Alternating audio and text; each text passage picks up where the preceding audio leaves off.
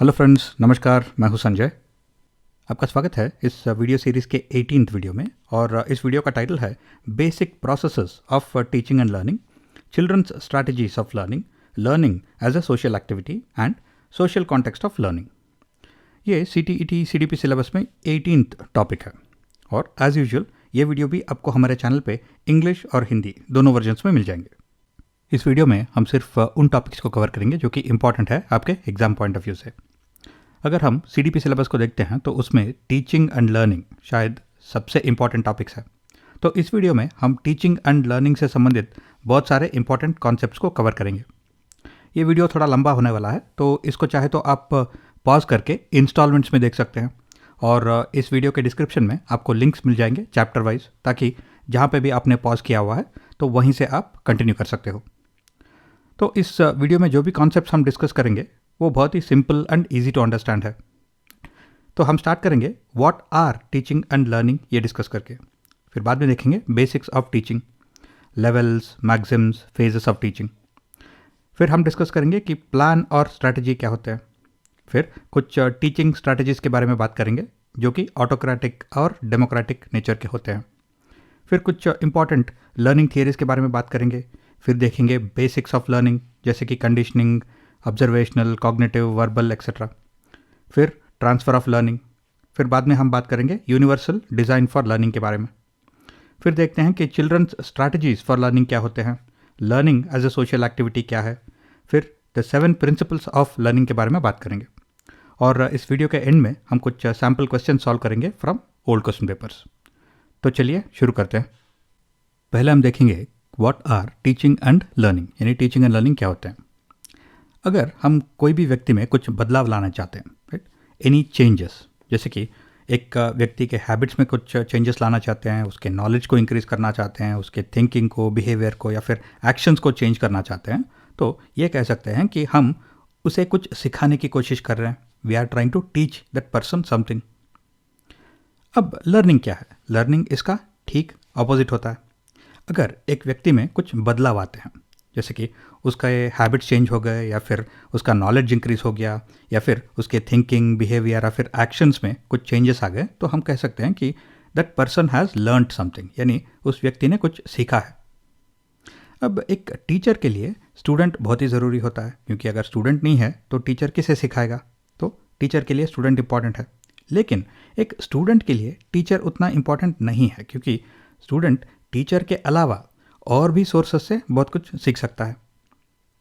अब देखते हैं कुछ बेसिक स्टेप्स ऑफ टीचिंग। पहले आपको क्लैरिटी होना चाहिए about general and specific AIIMS of teaching, यानी आप क्या सिखाने की कोशिश कर रहे हो, क्यों सिखा रहे हो और इस पर्सन को क्यों सिखा रहे हो, तो आपको क्लैरिटी होना चाहिए। नेक्स्ट, जो भी आप सिखा रहे हो वो मीनिंगफुल होना चाहिए और कॉन्टेक्चुअल होना चाहिए। अगर इस वीडियो के बीच में मैं सडनली आपको हिस्ट्री ऑफ एंशिएंट इजिप्ट के बारे में सिखाने लगूं, तो वो कॉन्टेक्चुअल नहीं है, क्योंकि आपका जो पर्पस है इस वीडियो देखने का वो एंशिएंट हिस्ट्री के बारे में सीखना नहीं है, तो वो कॉन्टेक्चुअल नहीं है। और जो भी मैं सिखा रहा हूँ वो आपको कुछ तो यूटिलिटी होना चाहिए, यानी कि उस नॉलेज को आपको रियल लाइफ के साथ कनेक्ट करने में और रियल लाइफ में यूज़ करने में उस मदद मिलनी चाहिए। तो इसका मतलब है जो भी मैं सिखा रहा हूँ वो मीनिंगफुल होना चाहिए और कॉन्टेक्चुअल होना चाहिए। नेक्स्ट, अगर आप स्टूडेंट्स को मोटिवेट नहीं करोगे तो कुछ भी करो आप कुछ भी नहीं सिखा पाएंगे। तो इसका मतलब है कि टीचर को स्टूडेंट्स को मोटिवेट करने का जो तरीका है वो भी आना चाहिए। तो मोटिवेशन बहुत ही इंपॉर्टेंट है। नेक्स्ट, कंटेंट डिलीवरी, यानी किस तरह से हम उस लेसन को डिलीवर करेंगे लर्नर्स तक। क्या हम ऑडियो यूज़ करेंगे, वीडियो यूज़ करेंगे, लेक्चर मेथड यूज़ करेंगे, एक्सपेरिमेंटल मेथड यूज़ करेंगे। तो कंटेंट डिलीवरी भी बहुत ही इंपॉर्टेंट होता है। फिर कंटेंट डिलीवर करने के बाद हम उस कंटेंट को रीइंफोर्स करेंगे। जैसे कि अगर मैं एक क्लास में बच्चों को कॉन्सेप्ट ऑफ मनी यानी पैसों के बारे में बता रहा हूँ, तो मैं थियरी बताऊँगा पहले कि उन कॉइन्स क्या होते हैं, नोट्स क्या होते हैं। फिर मैं उन्हें एक्चुअली कुछ कॉइन्स और नोट्स दूंगा ताकि वो उन्हें फील कर सके, देख सके। तो मैं उस थियरी को रीइंफोर्स कर रहा हूँ। उसके बाद में मैं उन्हें बोलता हूँ कि जो नज़दीक वाला दुकान है वहाँ पर जाओ, कुछ खरीद के लाओ, ताकि वो एक्सपीरियंस कर पाए कि ये मनी का कंप्लीट कॉन्सेप्ट क्या है, पैसों का कॉन्सेप्ट क्या है, किस तरह से इसे यूज़ किए जाते हैं। तो मैं स्टिमुलेशन भी यूज़ कर रहा हूँ, ताकि उनको सोचने पे मजबूर कर रहा हूँ और उनको स्टिमुलेट कर रहा हूँ उनके नॉलेज को बढ़ाने के लिए। और ये सारे स्टेप्स कंप्लीट होने के बाद रिवीजन और प्रैक्टिस भी बहुत ही ज़रूरी है, क्योंकि इसी के थ्रू वो नॉलेज को हम स्ट्रॉन्गर बना सकते हैं। तो ये है कुछ बेसिक स्टेप्स ऑफ टीचिंग, और टीचिंग एंड लर्निंग का मतलब सिर्फ यही है। नेक्स्ट हम बात करेंगे डिफरेंट लेवल्स ऑफ टीचिंग के बारे में। अब यहाँ पे हम 3 लेवल्स की बात कर सकते हैं, 1, 2 और 3। अगर इन तीनों लेवल्स को एक पिरामिड पे हम पोजीशन करते हैं तो सबसे नीचे वाला जो लेवल जो है 1, वो है मेमोरी लेवल, और बीच में है अंडरस्टैंडिंग लेवल, और टॉप मोस्ट लेवल है रिफ्लेक्टिव लेवल। अब ये मेमोरी लेवल टीचिंग को थॉटलेस टीचिंग भी कहा जाता है। वो इसलिए क्योंकि यहाँ पे कोई भी थिंकिंग का इस्तेमाल नहीं हो रहा है। टीचर को कुछ सोचना नहीं पड़ता और बच्चों को भी कुछ सोचना नहीं पड़ता। यहाँ पे ऑब्जेक्टिव है कि बच्चे कुछ कंटेंट को मेमोराइज करें, राइट। इसे हम रट्टा मारना भी बोल सकते हैं। और ये शायद कुछ एग्जाम्स के लिए यूज़फुल है, जहाँ पे बच्चों को कुछ स्टैंडर्ड आंसर्स मेमोराइज करना है और एग्ज़ाम में जाके उगलना है, ताकि वो एग्ज़ाम को क्लियर कर सके। क्या उनको कुछ समझ में आया है कि नहीं, इस पे हम ध्यान नहीं दे रहे हैं। तो ये रट्टा मारना यानी रोट लर्निंग जो है वो जहाँ तक हो सके अवॉइड करना है। लेकिन कुछ स्पेसिफिक सिचुएशंस में ये मेमोरी लेवल टीचिंग भी यूज़ किया जा सकता है। जैसे कि बहुत ही जूनियर लेवल क्लासेस में अगर मुझे बच्चों से कुछ याद करवाना है, तो वहाँ पे मैं मेमोरी लेवल टीचिंग का इस्तेमाल कर सकता हूँ। जैसे कि अगर बच्चों को सारे अल्फ़ाबेट्स उनको याद करना है, ABCDEFGHI, राइट। तो अब ए का कोई मीनिंग नहीं है, बी का कोई मीनिंग नहीं है, सी का कोई मीनिंग नहीं है, लेकिन बच्चों को ये सारे अल्फ़ाबेट्स एक स्पेसिफिक ऑर्डर में, सीक्वेंस में उनको याद करने हैं। तो ऐसे टास्क्स के लिए मेमोरी लेवल टीचिंग इस्तेमाल किया जा सकता है। नेक्स्ट आता है अंडरस्टैंडिंग लेवल यानी थॉटफुल टीचिंग। इसे थॉटफुल टीचिंग इसलिए कहा जाता है क्योंकि यहाँ पे कुछ थॉट्स यानी कुछ थिंकिंग प्रोसेस का इस्तेमाल हो रहा है। टीचर को भी सोचना पड़ता है कुछ, और बच्चों को भी सोचना पड़ता है। यहाँ पे ऑब्जेक्टिव है कि बच्चे पहले कंटेंट को समझे। जैसे कि अगर मैं आपको ज्योमेट्री सिखा रहा हूँ, ट्रायंगल्स के बारे में सिखा रहा हूँ, तो पहले मुझे सिखाना होगा कि ट्रायंगल्स क्या होते हैं, कॉन्सेप्ट ऑफ ट्रायंगल क्या होता है, कॉन्सेप्ट ऑफ एरिया क्या होता है। तो जब आपको सब्जेक्ट समझ में आ जाएगा, उसके बाद आप कुछ फैक्ट्स को रिमेंबर कर सकते हो, याद कर सकते हो। जैसे कि पहले मैं आपको कॉन्सेप्ट ऑफ एरिया समझाता हूँ, फिर कुछ फार्मूलाज ऑफ कैलकुलेटिंग एरिया अगर आपको याद रखने हैं, तो अब आप उनको मेमोराइज़ कर सकते हो। लेकिन जो भी आप मेमोराइज़ कर रहे हो, उसके पीछे क्या वजह है, इसको किस तरह से इस्तेमाल किया जाता है, वो आपको पहले से मालूम है। यानी जो आप मेमोराइज़ कर रहे हो वो मेमोराइजिंग है, रोट मेमोराइजेशन नहीं, यानी रट्टा नहीं मार रहे हो यहाँ पे। और अगर आप अलग अलग टॉपिक्स पढ़ रहे हो, जैसे कि EVS पढ़ रहे हो और सोशल साइंस पढ़ रहे हो, साइंस पढ़ रहे हो, तो ये अलग अलग टॉपिक्स या फिर अलग अलग सब्जेक्ट के बीच में क्या रिलेशनशिप है, वो भी आप सिखा रहे हो इन लर्नर्स को। यहाँ पे ऑब्जेक्टिव है कि जो लर्नर्स है वो एक सर्टन लेवल ऑफ कमांड यानी कि certain level of expertise gain कर पाए इस कंटेंट पे, इस सब्जेक्ट पे। हाँ, वो कंप्लीट एक्सपर्ट्स नहीं बनेंगे, लेकिन बहुत हद तक उन्हें वो सब्जेक्ट बहुत ही कंफर्टेबली उनके समझ में आ जाएगा if you use understanding level teaching. और ये understanding level teaching higher level classes में इस्तेमाल किया जाता है। स्कूल लेवल हो, डिग्री लेवल हो, मास्टर्स डिग्री लेवल हो, 90% या फिर 90% ऑफ द टीचिंग जो होता है दुनिया में, वो अंडरस्टैंडिंग लेवल टीचिंग होता है। और नेक्स्ट हाईएस्ट लेवल है रिफ्लेक्टिव लेवल। इसे अपर थॉटफुल टीचिंग भी कहा जाता है। ये यूजुअली आपको रिसर्च वर्क या फिर प्रोजेक्ट वर्क में देखने को मिलेगा। और यहाँ पे टीचर जो है वो एक गाइड का काम कर रहे हैं, यानी कि वो सिर्फ ये इंश्योर कर रहे हैं कि जो लर्नर्स है वो एक फ्रेमवर्क में रहे, वो एक बाउंड्री में रहे, और उनको जहाँ चाहिए वहाँ पे कुछ गाइडेंस दे रहे हैं। लेकिन ज़्यादा हद तक जो लर्निंग हो रहा है यहाँ पे वो लर्नर्स खुद कर रहे हैं। जैसे कि जो रिसर्च कर रहे हैं उनके लिए एक गाइड रहता है, लेकिन ये रिसर्च जो कर रहे हैं लर्नर्स, वो खुद उस सब्जेक्ट में इन डेप्थ जाते हैं और वो खुद कुछ क्वेश्चंस निकालते हैं उससे और खुद उन क्वेश्चंस को सॉल्व भी करते हैं। तो रिफ्लेक्टिव लेवल टीचिंग जो है ये हाईएस्ट फॉर्म ऑफ टीचिंग है। अब हम बात करेंगे कुछ मैक्सिम्स ऑफ टीचिंग के बारे में। मैक्सिम्स यानी रूल्स या फिर गाइडलाइंस। ये कुछ इंपॉर्टेंट मैक्सिम्स ऑफ टीचिंग है जिनको आपको समझना है और याद भी रखना है, क्योंकि एग्ज़ाम में इनके ऊपर बहुत सारे क्वेश्चंस आ सकते हैं। जैसे कि एग्ज़ाम में क्वेश्चंस पूछते हैं कि क्या टीचिंग कॉन्क्रीट से एब्स्ट्रैक्ट की तरफ मुँह करता है या फिर एब्स्ट्रैक्ट से कॉन्क्रीट की तरफ, एम्पिरिकल से रैशनल या फिर रैशनल से एम्पिरिकल, इंडक्शन से डिडक्शन या फिर डिडक्शन से इंडक्शन। अब ये सारे जो मैक्सिम्स है ये बहुत ही सिंपल है और बेस्ड ऑन कॉमन सेंस है। जैसे कि पहला वाला बोल रहा है फ्रॉम इजी टू डिफ़िकल्ट, पहले मैं अगर आपको ये सिखाता हूँ कि गेयर्स किस तरह से काम करते हैं, तो फिर मैं आपको एक ज़्यादा डिफ़िकल्ट कॉन्सेप्ट सिखा सकता हूँ कि किस तरह से एक क्लॉक काम करता है, एक क्लॉक जिसमें बहुत सारे गेयर्स हैं। पहले मैं आपको 1 2 3 के बारे में सिखाता हूँ जो कि कॉन्क्रीट है। उसके बाद में मैं आपको एक्स वाई जी के बारे में सिखाता हूँ जो एब्स्ट्रैक्ट है। पहले मैं आपको सिंपल कॉन्सेप्ट सिखाता हूँ, उसके बाद कॉम्प्लेक्स या फिर मोर डिफ़िकल्ट कॉन्सेप्ट सिखाता हूँ। पहले मुझे आपको ये समझाना होता है कि ये पूरा जो मैकेनिज़्म आप देख रहे हो ये एक क्लॉक के अंदर का मैकेनिज़्म है, तो होल। उसके बाद में एक एक इंडिविजुअल पार्ट्स के बारे में आपको सीखने को मिलेगा, तो इसका मतलब है होल से पार्ट्स। एम्पिरिकल यानी जो हम देख सकते हैं और ऑब्जर्व कर सकते हैं, मेजर कर सकते हैं, एक्सपीरियंस कर सकते हैं। और फिर उसके बाद में हम उन चीज़ों के बारे में सीखते हैं जहाँ पे हमें रीजनिंग या फिर लॉजिक का इस्तेमाल करना पड़ता है एक कंक्लूजन तक पहुँचने के लिए। तो पहले हम उन चीज़ों के बारे में पढ़ते हैं जो हम देख सकते हैं, ऑब्जर्व कर सकते हैं और फील कर सकते हैं। उसके बाद में रीजनिंग और लॉजिक के बारे में पढ़ते हैं। एनालिसिस और सिंथेसिस। एनालिसिस यानी जो हम देख सकते हैं, जो ऑलरेडी एग्जिस्टिंग है, उसको हम एनालाइज कर सकते हैं। सिंथेसिस का मतलब है हम कुछ नया ही क्रिएट कर रहे हैं, राइट? तो सिंथेसिस एनालिसिस के बाद में आता है। Next, induction to deduction. अगर आप एक स्ट्रॉ लेके पानी पी रहे हो तो मेरा वहाँ पे इंडक्शन है कि आप पानी स्ट्रॉ के थ्रू पी सकते हो। उसके बाद में मैं डिडक्शन यूज़ कर सकता हूँ। अगर आप पानी स्ट्रॉ के थ्रू पी सकते हैं, पानी एक लिक्विड है, सूप भी एक लिक्विड है, तो इसका मतलब है सूप भी स्ट्रॉ यूज़ करके पी सकते हैं। तो इस तरह से मैं एक डिडक्शन यूज़ कर रहा हूँ एक आंसर तक पहुँचने के लिए, एक कंक्लूजन तक पहुँचने के लिए। तो पहले हमें इंडक्शन समझ में आना चाहिए, उसके बाद में ही हम डिडक्शन यूज़ कर सकते हैं। From known to unknown. पहले मैं आपको स्टार्स, मून और सन के बारे में सिखाऊंगा जो आप देख सकते हैं, जो नोन है। उसके बाद में मैं ब्लैक होल्स के बारे में आपको सिखाऊंगा जो अननोन है। तो इस तरह से ये सारे जो मैक्सिम्स ऑफ टीचिंग है ये बेस्ड ऑन लॉजिक है। आप इस वीडियो को यहीं पे पॉज कर सकते हैं और ये सारे मैक्सिम को एक और बार पढ़ लीजिए और इनको याद भी कर लीजिए। टीचिंग प्रोसेस को हम 3 डिफरेंट फेजेस में डिवाइड कर सकते हैं। पहला है प्री एक्टिव फेज जो कि प्लानिंग फेज होता है। यहाँ पे हम प्लान कर रहे हैं कि क्या सिखाना है और क्या स्ट्रैटेजी या फिर क्या प्लान या फिर क्या मेथोडोलॉजी यूज़ करना है सिखाने के लिए। नेक्स्ट होता है इंटरैक्टिव फेज जो कि एक्शन फेज होता है। तो यहाँ पे हम उन स्ट्रैटेजीज़ को इम्प्लीमेंट कर रहे हैं और कंटेंट या फिर लेसन को डिलीवर कर रहे हैं स्टूडेंट्स को।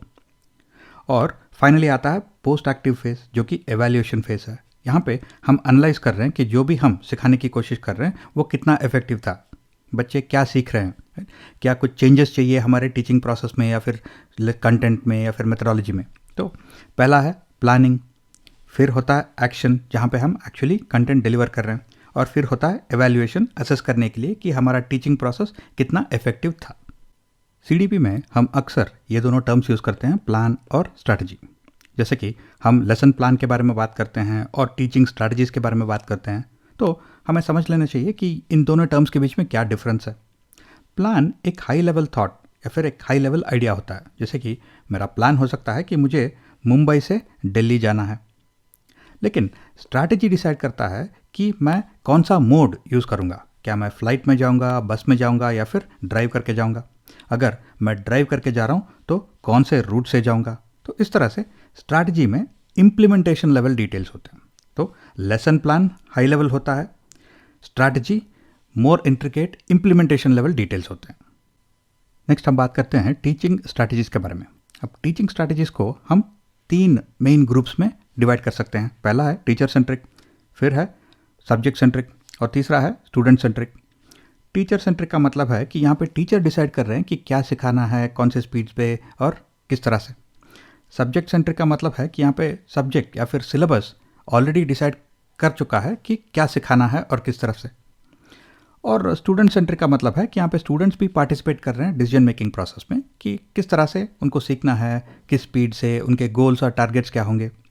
तो टीचर सेंट्रिक और सब्जेक्ट सेंट्रिक को ऑटोक्रेटिक इसलिए बुलाया जाता है क्योंकि यहाँ पे स्टूडेंट्स का कोई पार्टिसिपेशन है नहीं, राइट। यहाँ पे कोई और डिसाइड कर रहा है, जैसे कि डिक्टेटरशिप में। तो डिक्टेटर जैसे कि टीचर या फिर सब्जेक्ट डिसाइड कर रहे हैं कि क्या सिखाना है, किस तरह से। तो ये ऑटोक्रेटिक होते हैं। और स्टूडेंट सेंट्रिक में स्टूडेंट्स भी पार्टिसिपेट कर रहे हैं, टीचर भी पार्टिसिपेट कर रहे हैं, और सब्जेक्ट का भी योगदान होता है डिसाइड करने में कि क्या सिखाना है, किस तरह से, कौन से स्पीड पे। तो यहाँ पे डेमोक्रेटिक स्ट्रैटेजी में सबका योगदान होता है। अब हालांकि हम तो ये कहते हैं कि ज़्यादा से ज़्यादा स्टूडेंट सेंट्रिक टीचिंग का यूज़ करना चाहिए, लेकिन टीचर सेंट्रिक और सब्जेक्ट सेंट्रिक का भी एक यूटिलिटी होता है।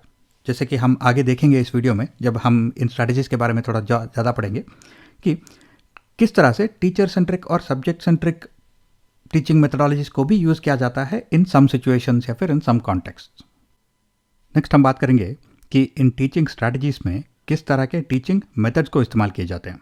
तो पहले हम बात करेंगे ऑटोक्रेटिक टीचिंग स्ट्रैटेजीज के बारे में। ऑटोक्रेटिक में टीचर सेंट्रिक हो सकते हैं या फिर सब्जेक्ट सेंट्रिक हो सकते हैं, राइट। तो या तो टीचर डिसाइड कर रहे हैं कि क्या सिखाना है, कैसे सिखाना है, या फिर सब्जेक्ट या फिर सिलेबस में दिया गया है कि क्या सिखाना है, कैसे सिखाना है। तो यहाँ पे क्योंकि जो लर्नर्स है उनका कोई पार्टिसिपेशन नहीं है in the decision making process, तो यहाँ पे इसे ऑटोक्रेटिक टीचिंग स्ट्रैटेजीज बुलाया जाता है, यानी कि इसमें कोई डेमोक्रेसी है ही नहीं। ऑटोक्रेसी एक तरह का डिक्टेटरशिप रहता है। तो डिक्टेटरशिप में क्या होता है, जो डिक्टेटर है वो डिसाइड करता है कि क्या करना है, कैसे करना है। तो ऑटोक्रेटिक स्ट्रैटेजी में टीचर या फिर सब्जेक्ट या फिर सिलेबस डिसाइड कर रहे हैं कि क्या करना है, कैसे करना है। तो इन्हें ऑब्जेक्टिविस्ट स्ट्रैटेजीज भी बुलाया जाता है, क्योंकि ये एक ऑब्जेक्टिव के हिसाब से चल रहे हैं। या तो टीचर का ऑब्जेक्टिव है कि मुझे इस लेसन को ऐसा ही कंप्लीट करना है, या फिर सिलेबस का एक ऑब्जेक्टिव है कि इस लेसन को ऐसे ही कंप्लीट करना है, इसी टाइमलाइन पे कंप्लीट करना है। तो किसी के ऑब्जेक्टिव के हिसाब से चल रहे हैं। तो ऑटोक्रेटिक स्ट्रैटेजीज में पहला है स्टोरी टेलिंग मेथड। यहाँ पे आप लेसन को एक स्टोरी की तरह डिलीवर कर रहे हो, और जो लर्नर्स है वो सिर्फ पैसिव लिसनर्स है, वो सिर्फ बैठ के कहानी सुन रहे, राइट। फिर लेक्चर मेथड भी स्टोरी टेलिंग मेथड की तरह ही होता है, लेकिन लेक्चर में आप एक स्पेसिफिक टॉपिक या फिर एक स्पेसिफिक कॉन्सेप्ट पे आप ज़्यादा फोकस करते हो। और लेक्चर मेथड में आप कुछ स्लाइड्स या फिर प्रेजेंटेशंस का भी यूज़ कर सकते हो अलॉन्ग विद द लेक्चर। अगर आपको कोई भी ऐसा टॉपिक या कॉन्सेप्ट सिखाना है जहाँ पे आपको कोई डेमोन्स्ट्रेशन या फिर प्रैक्टिकल एक्सपेरिमेंट करके दिखाना है, तो वहाँ पे हम डेमोन्स्ट्रेशन मेथड का इस्तेमाल करते हैं। यहाँ पे भी जो लर्नर्स है वो सिर्फ पैसिवली बैठ के ऑब्जर्व कर रहे हैं या फिर सुन रहे हैं या फिर देख रहे हैं, राइट। उनका भी कोई एक्टिव पार्टिसिपेशन नहीं है इस एक्सपेरिमेंट में या फिर डेमोन्स्ट्रेशन में। और फाइनली ट्यूटोरियल मेथड में आप पूरे क्लास को अलग अलग ग्रुप्स में डिवाइड करते हो बेस्ड ऑन देयर एबिलिटी। जैसे कि एक ग्रुप में सारे स्ट्रॉन्ग इन मैथमेटिक्स बच्चों को डाल दिया, एक ग्रुप में जो वीक है बच्चे इन मैथमेटिक्स उनको डाल दिया। और ग्रुप्स के रिक्वायरमेंट्स के हिसाब से या तो अलग अलग टीचर्स सिखा सकते हैं इन ग्रुप्स को, या फिर एक ही टीचर अगर सिखा रहे हैं तो भी अलग अलग तरह से इन ग्रुप्स को सिखाया जा रहा है। जो वीक इन मैथमेटिक्स है उनको शायद और ज़्यादा रिवीजन करवाया जा रहा है, उनके बेसिक कॉन्सेप्ट्स फिर से सिखाए जा रहे हैं। और जो स्ट्रॉन्ग इन मैथमेटिक्स है उनको कोई एडिशनल प्रॉब्लम्स या फिर हायर लेवल प्रॉब्लम्स दिए जा रहे हैं। तो इस तरह से क्लास को डिवाइड करके अगर उनके एबिलिटीज़ के हिसाब से हम सिखाते हैं तो उसे हम ट्यूटोरियल मेथड बोलते हैं। तो ये है कुछ टीचिंग मेथड्स जो कि ऑटोक्रेटिक स्ट्रैटेजीज में यूज़ किए जाते हैं। नेक्स्ट हम बात करेंगे कि डेमोक्रेटिक टीचिंग स्ट्रैटेजीज में किस तरह के मेथड्स को इस्तेमाल किया जाता है। तो इसे डेमोक्रेटिक इसलिए बुलाया जाता है क्योंकि इसमें लर्नर्स का भी पार्टिसिपेशन रहता है इन द डिसीजन मेकिंग, कि क्या सीखना है, किस तरह से सीखना है, राइट। तो ये स्टूडेंट सेंट्रिक होता है। और इसे हम कंस्ट्रक्टिविस्ट भी बुला सकते हैं, क्योंकि यहाँ पे लर्नर्स एक्टिवली पार्टिसिपेट कर रहे हैं in the teaching learning process, और वो एक्टिवली नॉलेज को कंस्ट्रक्ट कर रहे हैं। तो पहला है डिस्कशन मेथड। अगर एक डिस्कशन हो रहा है, टीचर इक्वली डिस्कशन में पार्टिसिपेट कर रहे हैं और टीचर इंश्योर कर रहे हैं कि सारे जो लर्नर्स हैं उनका पार्टिसिपेशन है इन द डिस्कशन, और उस डिस्कशन के थ्रू अगर कुछ सीखा जा रहा है तो उसे हम डिस्कशन मेथड बोलते हैं। नेक्स्ट है ह्यूरिस्टिक मेथड। ह्यूरिस्टिक मेथड में टीचर एक प्रॉब्लम या फिर एक क्वेश्चन दे रहे हैं और वो गाइड कर रहे हैं लर्नर्स को कि किस तरह से उस प्रॉब्लम को सॉल्व किया जा सकता है या फिर उस क्वेश्चन को आंसर किया जा सकता है। तो यहाँ पे लर्नर्स खुद अपना कुछ रिसर्च कर रहे हैं और खुद अपना ही आंसर निकाल रहे हैं उस क्वेश्चन के लिए, लेकिन टीचर का एक गाइडेंस रहता है। नेक्स्ट है डिस्कवरी मेथड। डिस्कवरी मेथड पे भी टीचर एक क्वेश्चन या फिर एक प्रॉब्लम दे रहे हैं और बच्चों को या फिर लर्नर्स को उस प्रॉब्लम को सॉल्व करना है या फिर उस क्वेश्चन को आंसर करना है, लेकिन यहाँ पे टीचर का ज़्यादा गाइडेंस नहीं रहता। जैसे कि अगर मैं क्लास में कल एक असाइनमेंट देता हूँ कि कल आपको क्लास में एक सैंडविच बनाना है, और मैं लर्नर्स के ऊपर कम्प्लीटली छोड़ रहा हूँ कि आप किस तरह के सैंडविच बनाओगे, उसमें क्या क्या लगता है, वो कहाँ खरीदोगे, वो सब मैं कम्प्लीटली लर्नर्स पे छोड़ रहा हूँ, उसमें मेरा कोई गाइडेंस का योगदान नहीं है। तो ये हो गया डिस्कवरी मेथड। तो इसका मतलब है ह्यूरिस्टिक मेथड और डिस्कवरी मेथड जो है वो सिमिलर होते हैं, लेकिन ह्यूरिस्टिक मेथड में टीचर का ज़्यादा गाइडेंस रहता है और डिस्कवरी मेथड में टीचर का गाइडेंस नहीं है। और फिर है प्रोजेक्ट मेथड। अगर आप एक प्रोजेक्ट दे रहे हो और लर्नर्स खुद वो प्रोजेक्ट को कंप्लीट कर रहे हैं या फिर वो ग्रुप्स बना के एक दूसरे के साथ मिलजुल के उस प्रोजेक्ट को कंप्लीट कर रहे हैं, तो ये है प्रोजेक्ट मेथड। फिर आता है role playing method. Role playing method में आप एक बच्चे को बोल सकते हो कि कल तुम एक इंस्पेक्टर का रोल करोगे, पुलिस इंस्पेक्टर का, और दूसरे बच्चे को बोलते हो कि तुम एक डॉक्टर का रोल करोगे, और तीसरे बच्चे को एक फायरमैन का रोल करना है। तो वो रोल करने के लिए उन्हें सीखना पड़ता है कि ये पुलिस इंस्पेक्टर करते हैं क्या है, डॉक्टर क्या करते हैं, या फायरमैन क्या करते हैं, और उसके बेसिस पे वो कुछ सीख रहे हैं थ्रू रोल प्लेइंग। तो ये है रोल प्लेइंग मेथड। नेक्स्ट है ब्रेनस्टॉर्मिंग। ब्रेनस्टॉर्मिंग भी डिस्कशन मेथड जैसा ही होता है, लेकिन ये थोड़ा अनस्ट्रक्चर्ड है, क्योंकि डिस्कशन मेथड में टीचर इंश्योर कर रहे हैं कि सारे बच्चों का पार्टिसिपेशन है और सबको मौका मिलता है अपने अपने व्यू पॉइंट्स को बोलने का। लेकिन ब्रेनस्टॉर्मिंग थोड़ा हैपहैज़र्ड होता है, थोड़ा अनस्ट्रक्चर्ड होता है, और सब कुछ आंसर्स दे रहे हैं और सब एक दूसरे के आंसर्स को एनालाइज कर रहे हैं। तो ये डिस्कशन जैसा है लेकिन अनस्ट्रक्चर्ड।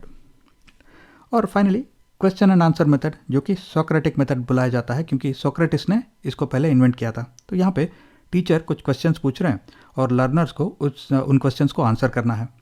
तो उन आंसर के बेसिस पे टीचर्स कुछ और क्वेश्चन देते हैं ताकि वो गाइड कर रहे हैं लर्नर्स को कि वो खुद अपना अंडरस्टैंडिंग बढ़ाए, खुद उस क्वेश्चन को आंसर करे, और ये क्वेश्चंस के थ्रू उनका लर्निंग जो है वो डेवलप कर रहे हैं।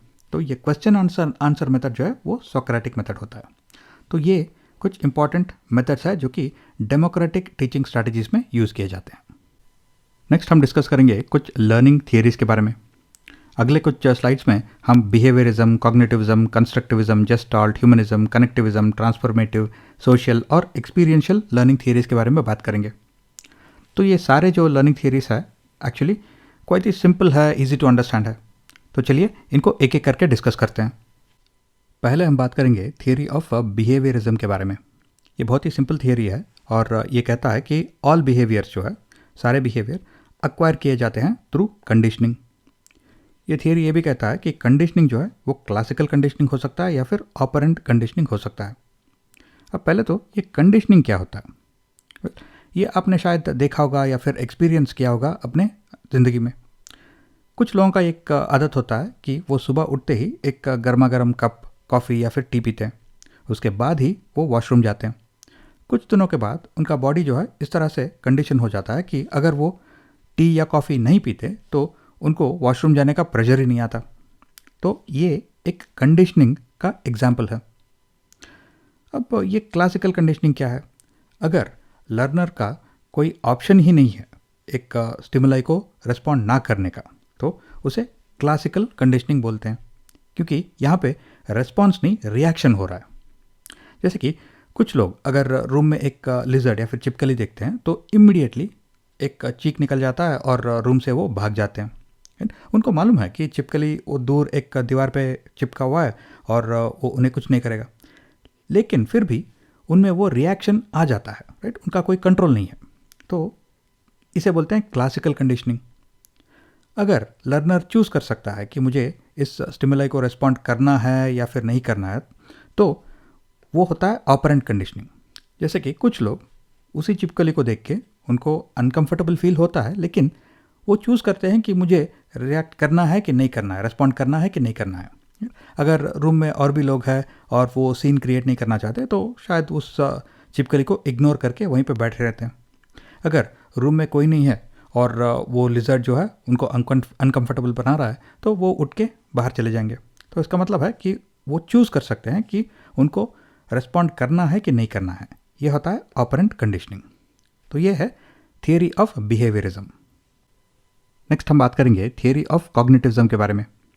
ये थियरी कहता है कि लर्निंग जो है वो है एक्विजिशन ऑफ नॉलेज, यानी लर्निंग एक एक्टिव प्रोसेस होता है। लर्नर्स पहले तो इन्फॉर्मेशन को ऑब्जर्व करते हैं और इस इन्फॉर्मेशन को कुछ कॉग्निटिव ऑपरेशंस यूज़ करके नॉलेज में कन्वर्ट करते हैं, जैसे कि थिंकिंग हो सकता है, रीजनिंग हो सकता है, लॉजिक हो सकता है, राइट। और कन्वर्जन के बाद उस नॉलेज को वो अपने मेमोरी में स्टोर करके रखते हैं ताकि आगे जाके इसको कहीं पे यूज़ कर सकें। तो ये है थियरी ऑफ कॉग्निटिविज्म। नेक्स्ट हम बात करते हैं थियरी ऑफ कंस्ट्रक्टिविज्म के बारे में। ये थियरी कहता है कि लर्नर्स एक्टिवली मीनिंग को और नॉलेज को कंस्ट्रक्ट करते हैं अपने दिमाग में through active engagement with the world. यानी जब वो लोगों से, चीज़ों से इंटरेक्ट करते हैं तो उन्हें कुछ इन्फॉर्मेशन मिलता है, उस इन्फॉर्मेशन को यूज़ करके वो एक्टिवली नॉलेज को कंस्ट्रक्ट करते हैं। और ये थियरी ये भी कहता है कि नॉलेज को ट्रांसफ़र नहीं किया जा सकता, नॉलेज को लर्नर्स को ही कंस्ट्रक्ट करना पड़ता है, सिर्फ इन्फॉर्मेशन को ट्रांसफ़र किया जा सकता है। जैसे कि आप मुझे बहुत सारा इन्फॉर्मेशन दे सकते हो, थियरी दे सकते हो, साइकिल किस तरह से चलाना है बल्कि, लेकिन अगर मुझे साइकिल चलाना सीखना है तो वो काम मुझे खुद करना होगा। मैं आपका इन्फॉर्मेशन यूज़ करूँगा कि किस तरह से ब्रेक डालना है, किस तरह से पेडल करना है, लेकिन साइकिल चलाना मुझे ही सीखना पड़ेगा। तो ये नॉलेज को मैं खुद अपने दिमाग में और अपने एक्सपीरियंस के थ्रू मैं ये कंस्ट्रक्ट कर रहा हूँ। और ये थियरी आगे ये कहता है कि लर्नर जो है वो अपने एग्जिस्टिंग नॉलेज को यूज़ करके कुछ एडिशनल इन्फॉर्मेशन मिलता है तो उसके ऊपर वो इंक्लूड करके नया नॉलेज को वो कंस्ट्रक्ट कर सकता है। जैसे कि अगर मुझे ऑलरेडी साइकिल चलाना आता है और मुझे बाइक चलाना सीखना है तो मैं ये साइकिल वाला जो नॉलेज है, किस तरह से टू व्हीलर को कंट्रोल किया जा सकता है, किस तरह से बैलेंस करना है, राइट, इसके ऊपर मैं गेयर्स, ब्रेक, एक्सेलरेटर जैसे चीज़ों का नॉलेज को भी डाल के इंक्लूड करके मैं बाइक चलाना सीख सकता हूँ। तो नॉलेज जो है वो लर्नर्स ही एक्टिवली कंस्ट्रक्ट करते हैं, टीचर सिर्फ एक फैसिलिटेटर होता है। तो ये है थियरी ऑफ कंस्ट्रक्टिविज्म। नेक्स्ट हम बात करेंगे जेस्टाल्ट थियरी के बारे में। ये बहुत ही इंटरेस्टिंग थियरी है और इसे समझने के लिए हम एक छोटा सा एग्जाम्पल यूज़ करते हैं। एक दिन मैं रास्ते पे चल के जा रहा था और रोड पे मुझे एक की दिखा, और वो की को जब मैंने उठाया नज़दीक जाके तो उसके ऊपर एक लोगो था जो ऐसा दिख रहा था। अब यहाँ पे दो स्टिमुलाई है, पहला तो ये एक की है, राइट, और दूसरा एक लोगो है।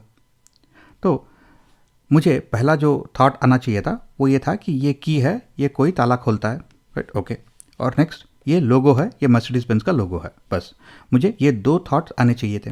लेकिन एक्चुअली क्या हुआ कि मैंने पहले तो सोचा अरे ये की है, ये शायद कोई ताला खोलता है। फिर जब मैं नज़दीक जाके देखा तो मैंने रियलाइज़ किया कि ये कार का की लग रहा है या फिर कोई ऑटोमोबाइल का की लग रहा है, यानी कि ये ताला नहीं खोलता, ये शायद कोई कार खोलता है। और फिर जब मैंने ये लोगो देखा उस की के ऊपर तो मैंने देखा कि ये मर्सिडीज बेंज का लोगो है। क्योंकि ये लोगो इस की पे है तो इसका मतलब है ये की एक मर्सिडीज बेंज कार का की है, और ये अगर रोड पे गिरा हुआ है तो इसका मतलब है कि कोई इसे ढूंढ रहा है कहीं पे, राइट। तो मुझे सिर्फ दो थॉट्स आने चाहिए थे, लेकिन इन दो स्टिमुलाई के बेसिस पे मुझे इतने सारे थॉट्स आए, राइट। तो ये थियरी कहता है कि the result of A set of stimuli is greater than the simple सम, यानी सिर्फ दो थॉट्स नहीं, यहाँ पे कई सारे थॉट्स आए सिर्फ दो स्टिमुलाई के बेसिस पे। और ये थियरी ये भी कहता है कि जब भी हम कुछ सीख रहे हैं तो अगर उसमें बहुत सारे कॉन्सेप्ट्स हैं तो हमें उन कॉन्सेप्ट्स को इन कनेक्शन और in relation to with each other हमें सीखना चाहिए, राइट। अगर हम एक एक कॉन्सेप्ट को अलग अलग करके सीखेंगे, अलग अलग करके मेमोराइज करेंगे तो हमें पूरा नॉलेज नहीं मिलेगा। तो एक लेसन में अगर 10 कॉन्सेप्ट है तो हमें ये देखना चाहिए कि बिगर पिक्चर, बड़ा पिक्चर क्या है, ये सारे कॉन्सेप्ट्स एक दूसरे से किस तरह से रिलेटेड है। और ये थियरी ये भी कहता है कि ह्यूमन ब्रेन जो है वो एक मैप बनाता है, जो भी हमें स्टिमुलाई मिलता है, जो भी हमारा प्रीवियस नॉलेज है, उसको दिमाग एक मैप की तरह बना के रखता है, ताकि अगली बार आपको कोई भी एक स्टिमुलाई मिलता है जो आपने प्रीवियसली देखा हुआ है तो ब्रेन ऑटोमेटिकली एक बड़ा पिक्चर बनाने की कोशिश करता है। जैसे कि मैंने एक की देखा तो मेरे दिमाग में ऑलरेडी एक मैप था कि इस तरह के की ताले खोलते हैं और इस तरह के की जो है वो ऑटोमोबाइल्स के कीस होते हैं। और जब मैंने ये लोगो देखा तो मेरे दिमाग ने ऑलरेडी मुझे बोला कि अच्छा ये लोगो अगर इस की पे है तो ये की एक कार का की है, तो ये कार जो है वो मर्सिडीज बेंज कार होगा। तो इस तरह से दिमाग एक बड़ा पिक्चर बनाने की कोशिश कर रहा है। तो ये है जेस्टाल्ट थियरी। नेक्स्ट हम बात करेंगे ह्यूमनिज्म लर्निंग थियरी के बारे में। ह्यूमनिज्म एक लर्नर सेंट्रिक अप्रोच है, यानी ये थियरी कहता है कि लर्नर्स को अपॉर्चुनिटी मिलना चाहिए अपने पोटेंशियल पे फोकस करने का, और सबको एक ही तरह का प्रोसेस और एक ही तरह का मटेरियल पढ़ने के लिए मजबूर नहीं करना चाहिए। राइट। और ये थियरी ये भी कहता है कि लर्नर्स को इनकरेज करना चाहिए खुद अपने गोल्स और पेस डिटर्मिन करने के लिए, यानी वो खुद अपने टारगेट्स और अपने स्पीड को डिटर्मिन कर सकते हैं, और टीचर सिर्फ असिस्ट करते हैं लर्नर्स को उन गोल्स तक पहुंचने के लिए। तो क्या ये ह्यूमनिज्म थियरी प्रैक्टिकल है? क्या ये असल ज़िंदगी में यूज़ होता है? आंसर है यस। जैसे कि एक ज़माने में अगर आपको बैचलर ऑफ आर्ट्स पढ़ना था तो एक स्टैंडर्ड बीए सिलेबस आपको पढ़ना था, और कंप्लीट करने के बाद आपको बीए डिग्री मिल जाता था। लेकिन उसके बाद एक डिसीजन लिया गया कि कुछ बच्चों का पोटेंशियल थोड़ा ज़्यादा हो सकता है। राइट। तो तब एक बीए ऑनर्स डिग्री भी इंट्रोड्यूस किया गया। तो इसका मतलब है कि अगर आपका पोटेंशियल सिर्फ बीए कंप्लीट करने का है तो आप बीए चुन सकते हो। अगर आप सोचते हो कि आपका पोटेंशियल थोड़ा ज़्यादा है और आप ज़्यादा पढ़ सकते हो तो आप बीए ऑनर्स चूज़ कर सकते हो। इसी तरह से अगर आप यूजीसी का जो नया सीबीसीएस सिस्टम है, that is choice based credit system, वो देखते हो तो वो स्पेसिफिकली कहता है कि वो एक लर्नर सेंट्रिक सिस्टम है, और ये सीबीसीएस जो है ये कम्प्लीटली ह्यूमनिज्म पे ही बेस्ड है, क्योंकि यहाँ पे बच्चों को फोर्स नहीं किया जा रहा है कि वो एक ही तरह के सिलेबस, एक सेट पैटर्न या फिर सेट मटेरियल को फॉलो करें, क्योंकि यहाँ पे ये सिस्टम कहता है कि एक डिग्री कंप्लीट करने के लिए आपको एक required number of credits complete करने होते हैं। फॉर एग्जांपल अज्यूम करते हैं कि 30 क्रेडिट्स कंप्लीट करना है फॉर ए डिग्री प्रोग्राम। तो अब लर्नर्स को एक इंडिपेंडेंस रहता है, एक अपॉर्चुनिटी रहता है खुद अपने सब्जेक्ट्स चुनने का, और वो भी कुछ सब्जेक्ट्स वो बेसिक लेवल पे चुन सकते हैं, कुछ वो एडवांस लेवल पे चुन सकते हैं depending on their ability and interest. Right. और जब वो इन सारे सब्जेक्ट्स को कंप्लीट कर लेते हैं और ये 30 क्रेडिट्स का रिक्वायरमेंट वो मीट कर लेते हैं तो उनको ऑटोमेटिकली डिग्री मिल जाता है। तो इसका मतलब है कि सीबीसीएस सिस्टम जो है वो एक रियल लाइफ एग्जाम्पल है ऑफ ह्यूमनिज्म। इसी तरह से एक और न्यूज़ आया था कि यूजीसी अब अलाउ कर रहा है बच्चों को 2 अलग अलग डिग्री परस्यू करने के लिए। वो 2 डिग्री अलग अलग यूनिवर्सिटी से भी हो सकते हैं। तो इसका मतलब है कि बच्चों को फोर्स नहीं किया जा रहा है कि सिर्फ आपको एक ही डिग्री कंप्लीट करना है। अगर आपका पोटेंशियल है कि आप 2 डिग्री कंप्लीट कर सकते हो इन पैरेलल, तो उसके लिए भी आपको अपॉर्चुनिटी दिया जा रहा है। तो ये है ह्यूमनिज्म थियरी। नेक्स्ट हम बात करेंगे कनेक्टिविज्म थियरी के बारे में।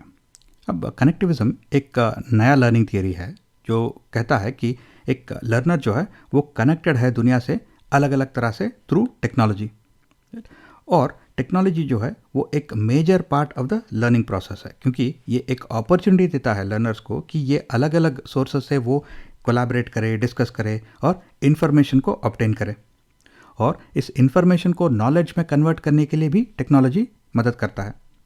अब कनेक्टिविज्म कहता है कि लर्निंग जो है वो सिर्फ ट्रेडिशनल मेथड्स के थ्रू ही नहीं, बल्कि ये जो अदर सोर्सेस है उनके थ्रू भी लर्निंग हो सकता है।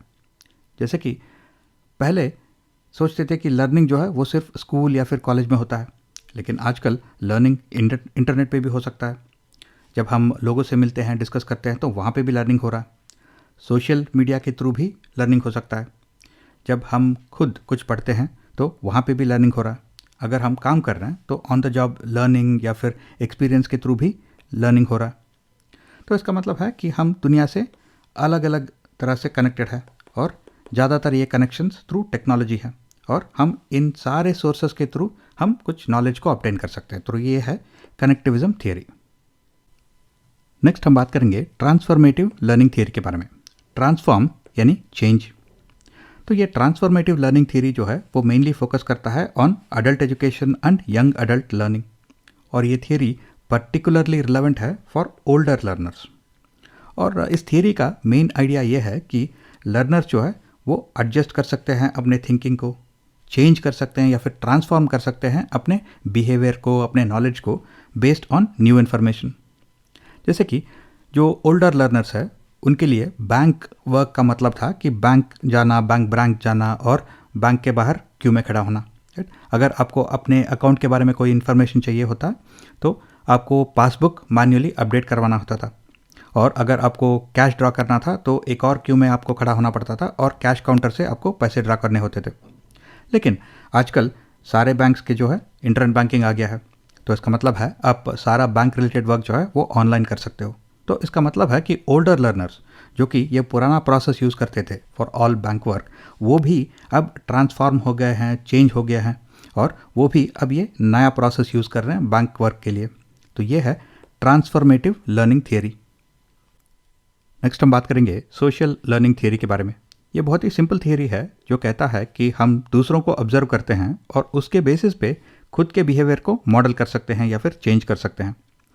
और ये थियरी मेनली एप्लीकेबल है फॉर यंगर लर्नर्स जैसे कि चिल्ड्रन, टीनेजर्स या फिर यंग एडल्ट्स। और ये जो चेंज या फिर मॉडलिंग जो है वो पॉजिटिव हो सकता है या फिर नेगेटिव हो सकता है। जैसे कि अगर आप एक व्यक्ति को ऑब्जर्व करते हो और उसका बिहेवियर आपको बहुत ही अच्छा लगता है, तो खुद अपने बिहेवियर को भी उस तरह से चेंज करने की कोशिश कर रहे हो, तो ये है पॉजिटिव चेंज। अगर आप किसी को देखते हो और उसका बिहेवियर आपको अच्छा नहीं लगता, तो आप उस तरह के बिहेवियर को अवॉइड करने की कोशिश करते हो, तो यह है नेगेटिव चेंज। तो यह है सोशल लर्निंग थियरी।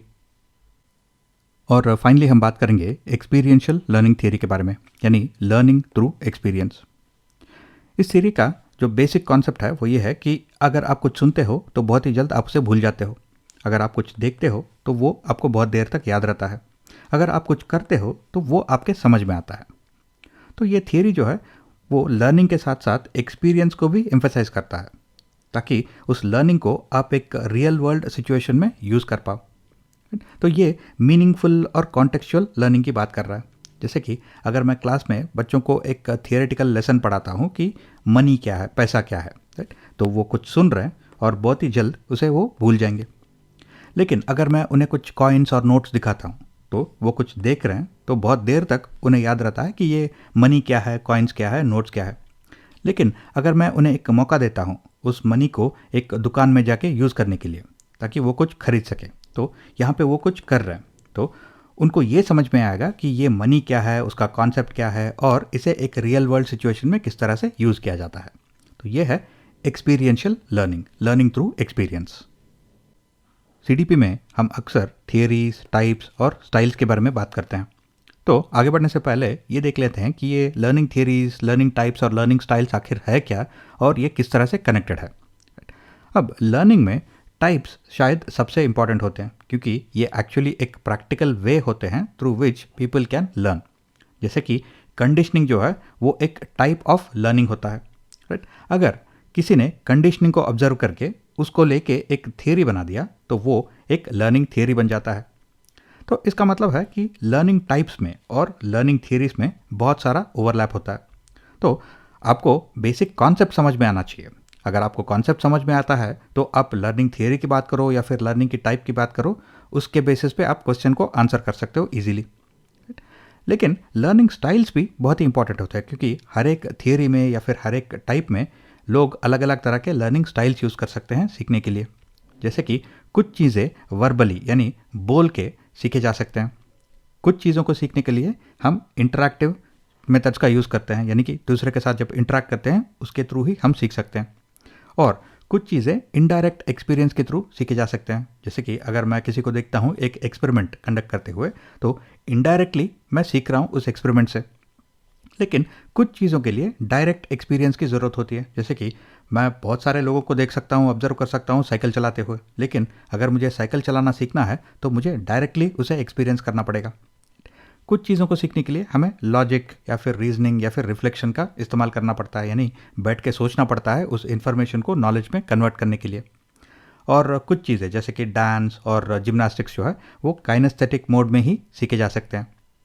और कुछ चीज़ों के लिए हमें सीक्वेंशियल प्रोसेस का यूज़ करना पड़ता है, यानी कि चैप्टर 1 के बाद ही हम चैप्टर 2 सीख सकते हैं, चैप्टर 2 के बाद ही हम चैप्टर 3 सीख सकते हैं। कुछ चीज़ों को साइमल्टेनियसली सीखा जा सकता है, जैसे कि दो अलग अलग लैंग्वेजेस को आप साइमल्टेनियसली सीख सकते हो। कुछ चीज़ों को विजुअली यानी देख के सीखा जा सकता है। कुछ चीज़ों को सुन के यानी ऑडिटरी मोड के थ्रू सीखा जा सकता है। और कुछ चीज़ों के लिए हमें उन्हें टच करना पड़ता है, फील करना पड़ता है, यानी टैक्टाइल। और म्यूज़िक और ट्यून्स जैसे चीज़ों को हम रिदमिक या फिर मेलोडिक वे से ही सीख सकते हैं। तो ये है कुछ इंपॉर्टेंट लर्निंग स्टाइल्स जो कि पीपल यूज़ करते हैं। नेक्स्ट हम बात करते हैं डिफरेंट टाइप्स ऑफ लर्निंग के बारे में। जैसे कि आप यहाँ पे देख सकते हैं बहुत सारा ओवरलैप है between types of learning, learning theories और स्टाइल्स ऑफ लर्निंग, जो कि हमने ऑलरेडी डिस्कस किया हुआ है। अब ये सारे बहुत ही सिंपल कॉन्सेप्ट्स हैं और आप इन्हें समझ लेंगे तो आप कोई भी क्वेश्चन आंसर कर सकते हो इनके बेसिस पे, चाहे वो क्वेश्चन थियरी के बारे में बात कर रहा हो या फिर टाइप के बारे में या फिर स्टाइल ऑफ लर्निंग के बारे में। पहले हम शुरू करते हैं कंडीशनिंग के साथ, जो कि क्लासिकल हो सकता है या फिर ऑपरेंट कंडीशनिंग हो सकता है। फिर ऑब्जर्वेशनल लर्निंग, जो कि है imitation, social learning and modelling. फिर बात करेंगे कॉग्निटिव लर्निंग के बारे में, इनसाइट या फिर लेटेंट लर्निंग। फिर हम डिस्कस करेंगे about verbal learning, concept and skill learning. जो फर्स्ट टाइप ऑफ लर्निंग जिसके बारे में हम बात करेंगे वो है कंडीशनिंग, और इसके बारे में हमने ऑलरेडी इसी वीडियो में डिस्कस किया हुआ है। अब कंडीशनिंग एक तरह का लर्निंग है जिसमें आपके बॉडी को ट्रेन किया जा सकता है या फिर कंडीशन किया जा सकता है to respond to a particular stimulus. अब कंडीशनिंग में दो तरह के होते हैं, क्लासिकल कंडीशनिंग और ऑपरेंट कंडीशनिंग। क्लासिकल कंडीशनिंग को हम रिएक्शन भी कह सकते हैं या फिर रिफ्लेक्सिव रेस्पॉन्स भी कह सकते हैं, क्योंकि इसके ऊपर हमारा कोई ज़्यादा कंट्रोल नहीं है।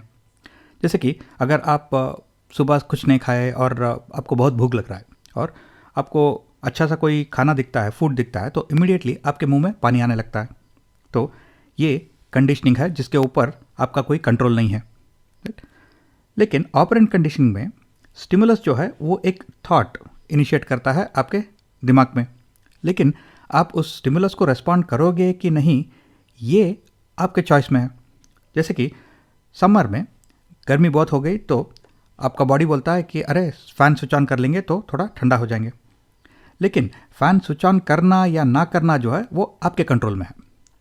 तो इस तरह से ऑपरेंट कंडीशनिंग में आप रिस्पॉन्ड कर रहे हो और you can choose to respond और नॉट रिस्पॉन्ड।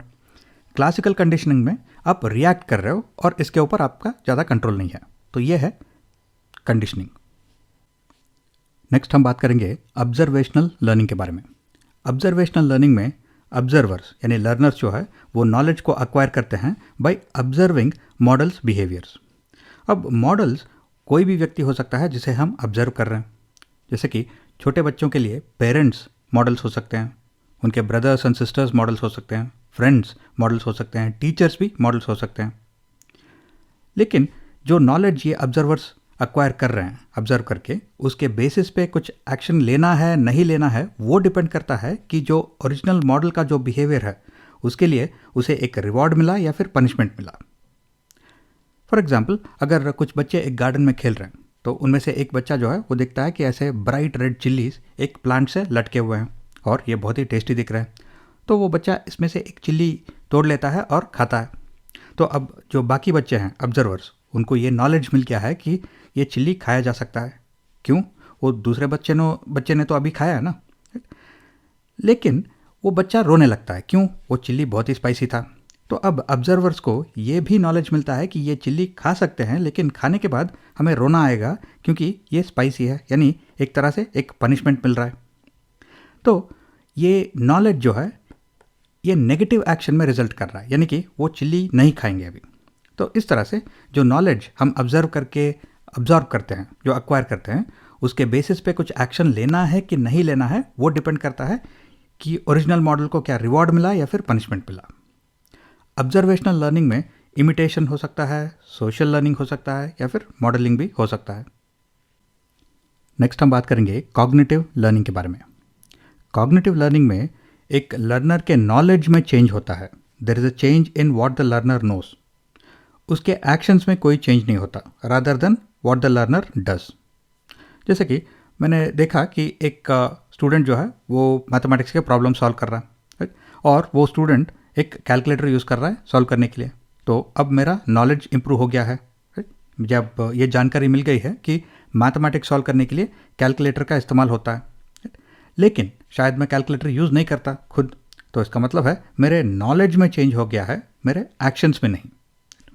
और कॉग्निटिव लर्निंग में इनसाइट लर्निंग होता है और लेटेंट लर्निंग भी होता है।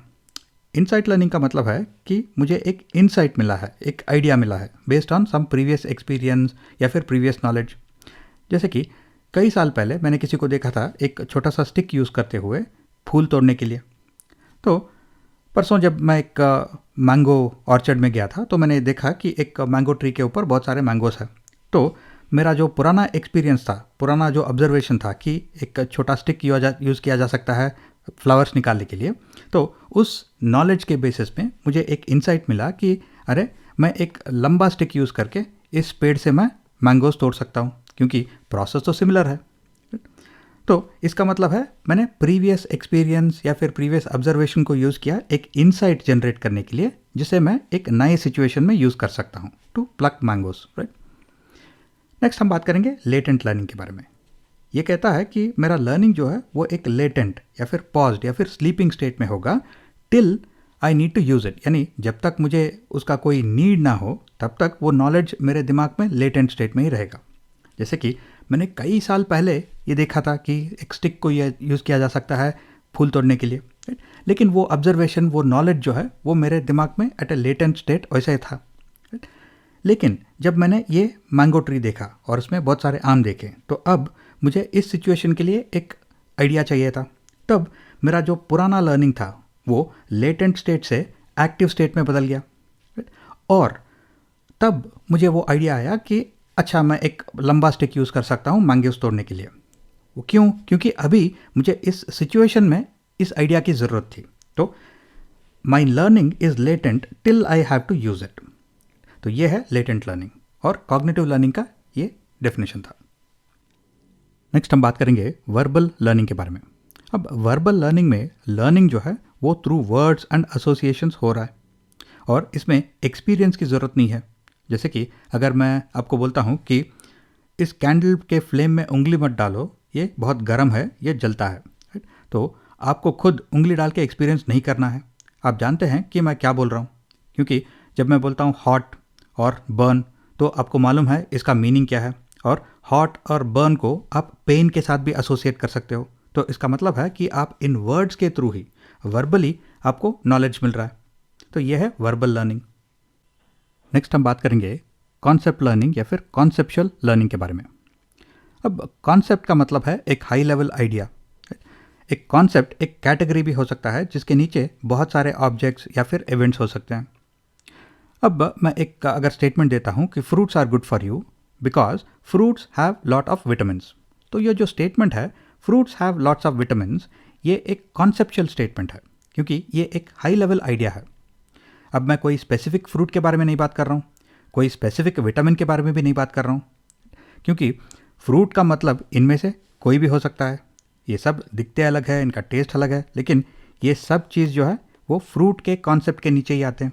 इसी तरह से विटामिन एक हाई लेवल कॉन्सेप्ट है, उसके नीचे vitamin A B C D E कोई भी हो सकता है।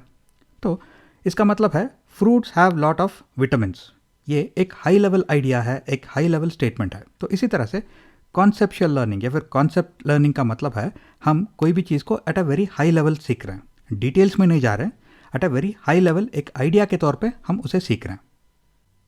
नेक्स्ट हम बात करेंगे स्किल लर्निंग के बारे में। अगर आप कोई भी कॉम्प्लेक्स टास्क को स्मूथली और एफिशिएंटली आप परफॉर्म कर सकते हो तो उसे हम स्किल बुला सकते हैं। जैसे कि अगर आप एक कार को बहुत अच्छी तरह से ड्राइव कर सकते हो तो हम कह सकते हैं कि you are skilled at driving a car. अगर आप एक साइकिल को बहुत अच्छी तरह से चला सकते हो तो you are skilled at riding a bicycle. अब ये स्किल को डेवलप करने के लिए आपको थियोरेटिकल नॉलेज की ज़रूरत होती है, लेकिन उससे ज़्यादा आपको प्रैक्टिकल एक्सपीरियंस की भी ज़रूरत होती है। तो इसका मतलब है कि एक स्किल को थियोरी के थ्रू नहीं सीखा जा सकता। स्किल सीखने के लिए हैंड्स ऑन एक्सपीरियंस की ही ज़रूरत होती है। मैं आपको बहुत सारा थियोरी दे सकता हूँ कि कार के अलग अलग पार्ट्स किस तरह से काम करते हैं, कार किस तरह से काम करता है, लेकिन जब तक आप खुद कार नहीं चला लेते, जब तक आप खुद प्रैक्टिस नहीं कर लेते, तब तक आपको कार ड्राइविंग का स्किल नहीं आएगा। तो ये होता है स्किल लर्निंग। नेक्स्ट हम बात करेंगे concept of transfer of learning के बारे में। अब ट्रांसफ़र ऑफ लर्निंग का मतलब है कि जो नॉलेज और स्किल्स हम एक कॉन्टेक्स्ट में या फिर एक सिचुएशन में सीखते हैं तो हम उन्हें ट्रांसफ़र कर सकते हैं और शायद अप्लाई कर सकते हैं इन ए न्यू कॉन्टेक्स्ट या फिर न्यू सिचुएशन। जैसे कि बचपन में मैंने साइकिल चलाना सीखा, तो साइकिल चलाते हुए मैंने ये सीखा कि टू व्हीलर को किस तरह से बैलेंस करते हैं, किस तरह से ट्रैफिक में चलाते हैं। तो बाद में जब मैं बाइक चलाना सीख रहा था तो मेरा जो पुराना नॉलेज और स्किल्स थे जो मैंने साइकिल पे सीखा था उन्हें मैंने ट्रांसफ़र किया और मुझे बाइक चलाने में बहुत आसानी हो गई। तो ये होता है ट्रांसफ़र ऑफ लर्निंग। अब ट्रांसफ़र ऑफ लर्निंग जो है वो पॉजिटिव हो सकता है, नेगेटिव हो सकता है या फिर न्यूट्रल हो सकता है। इस एग्जाम्पल में जो स्किल्स और नॉलेज मैंने साइकिल पे सीखा था वो मुझे एक पॉजिटिव वे में हेल्प कर रहे थे बाइक चलाने में, तो ये हो गया पॉजिटिव ट्रांसफ़र। लेकिन इंडिया में जब मैं कार चलाता हूँ तो इंडिया में मैं right side of the car बैठता हूँ और इंडिया में हम left side of the road car चलाते हैं। तो जब मैं यूएस जाता हूँ तो मुझे left side of the car बैठना पड़ता है और कार को right side of the road चलाना पड़ता है, यानी ठीक उल्टा जैसे कि इंडिया में होता है। तो इसका मतलब है कि जो नॉलेज और स्किल्स मैंने इंडिया में डेवलप किए हुए हैं वो एक्चुअली बाधा डाल रहे हैं in a negative way for me to drive a car in US. यानी मुझे यूएस में कार चलाने में दिक्कत होती है क्योंकि मुझे इतना आदत पड़ गया है इंडिया में कार चला के कि मुझे थोड़ा टाइम लगता है ये उल्टा साइड बैठ के उल्टा साइड ऑफ द रोड चलाने में। तो इसे बोलते हैं नेगेटिव ट्रांसफ़र, क्योंकि ये नेगेटिवली इफेक्ट कर रहा है। फिर न्यूट्रल ट्रांसफ़र का मतलब है कि जो एग्जिस्टिंग नॉलेज और स्किल्स है वो अगर कोई भी इफेक्ट नहीं डाल रहे हैं इन अ न्यू कॉन्टेक्स्ट और अ न्यू सिचुएशन, तो उसे बोलते हैं न्यूट्रल ट्रांसफ़र, यानी नो इफेक्ट। ये ट्रांसफ़र ऑफ लर्निंग को एक्सप्लेन करने के लिए दो थियरीज को यूज़ कर सकते हैं। पहला है E.L. थॉर्नडाइक का थियरी ऑफ आइडेंटिकल एलिमेंट्स। तो थॉर्नडाइक बोलते हैं कि अगर एक नए कॉन्टेक्स्ट और पुराने कॉन्टेक्स्ट के बीच में कुछ आइडेंटिकल एलिमेंट्स है तो नॉलेज और स्किल्स जो है वो ट्रांसफ़र हो जाते हैं। जैसे कि अगर मैं TVS का स्कूटर चला सकता हूँ तो मैं होंडा का भी स्कूटर चला सकता हूँ, क्योंकि दोनों में आइडेंटिकल एलिमेंट्स है, दोनों में सेम टाइप का ब्रेक है, दोनों में सेम टाइप ऑफ एक्सेलरेटर है, दोनों सेम टाइप दिखते भी है, राइट। तो यहाँ पे आइडेंटिकल एलिमेंट्स की वजह से ट्रांसफ़र ऑफ लर्निंग हो रहा है। अब चार्ल्स जड का जो थियरी है वो theory of generalisation of experience है। यानी कि यहाँ पे ये कहते हैं कि अगर तुम एक टू व्हीलर चला सकते हो तो कोई भी टू व्हीलर चला सकते हो, क्योंकि इन दोनों में कुछ जनरल सिमिलैरिटीज़ है। तो ये है ट्रांसफ़र ऑफ लर्निंग। नेक्स्ट हम बात करेंगे चिल्ड्रंस स्ट्रैटेजीज ऑफ लर्निंग के बारे में। यानी बच्चे जो है वो कई सारे स्ट्रैटेजीज यूज़ करते हैं ताकि उन्हें समझने में, रीजनिंग में, मेमोराइजेशन में या फिर प्रॉब्लम सॉल्विंग में उनको आसानी हो जाए। जैसे कि अगर आप एक छोटे बच्चे को बोलते हो कि मार्केट जाके ये 5 आइटम लेके आओ, तो वो बच्चा जो है वो 5 आइटम्स को रिपीट करता रहता है, क्योंकि ये मेमोराइज करने का एक तरीका है, एक स्ट्रैटेजी है। फिर हम निमोनिक्स को भी यूज़ कर सकते हैं चीज़ों को याद रखने के लिए। जैसे कि my very educated mother just showed us 9 planets, यानी Mercury, Venus, Earth, Mars, Jupiter, Saturn, Uranus, Neptune, Pluto. तो इस तरह से हम प्लैनेट्स के नाम और उनके ऑर्डर को याद रख सकते हैं इस निमोनिक को यूज़ करके। फिर हम बोर्ड मास भी यूज़ करते हैं जो कि एक अब्रिविएशन है। अब्रिविएशन यानी brackets, orders, division, multiplication, addition और सब्ट्रैक्शन। तो इस तरह से स्ट्रैटेजीज़ हम मैथ्स में, साइंस में और लैंग्वेजेस में भी यूज़ कर सकते हैं। तो टीचर्स को इन स्ट्रैटेजीज़ का इम्पोर्टेंस समझना चाहिए और उन्हें भी एफर्ट डालना चाहिए बच्चों को अलग अलग स्ट्रैटेजीज़ सिखाने के लिए। और स्ट्रैटेजीज़ हम डायरेक्टली सिखा सकते हैं या फिर इनडायरेक्टली भी सिखा सकते हैं। जैसे कि अगर हम बच्चों को कोई भी एक असाइनमेंट देते हैं, एक पोएम पढ़ने के लिए या फिर एक लेसन पढ़ने के लिए, तो हम उन्हें सिखा सकते हैं कि किस तरह से उस लेसन में वो आउटलाइन कर सकते हैं, सेंटेंसेस को अंडरलाइन कर सकते हैं, समराइज़ कर सकते हैं और टेक्स्ट को अनोटेट या फिर हाईलाइट कर सकते हैं, ताकि उन्हें वो लेसन समझने में आसानी हो जाए। और बच्चों को कुछ ग्रुप टास्क देके उन्हें गाइड भी किया जा सकता है कि किस तरह से वो स्ट्रैटेजीज यूज़ कर सकते हैं एक प्रॉब्लम को सॉल्व करने में या फिर एक टास्क को कंप्लीट करने में। साइंस में बच्चों को ये सिखाना चाहिए कि किस तरह से हम हाइपोथेसिस बना सकते हैं।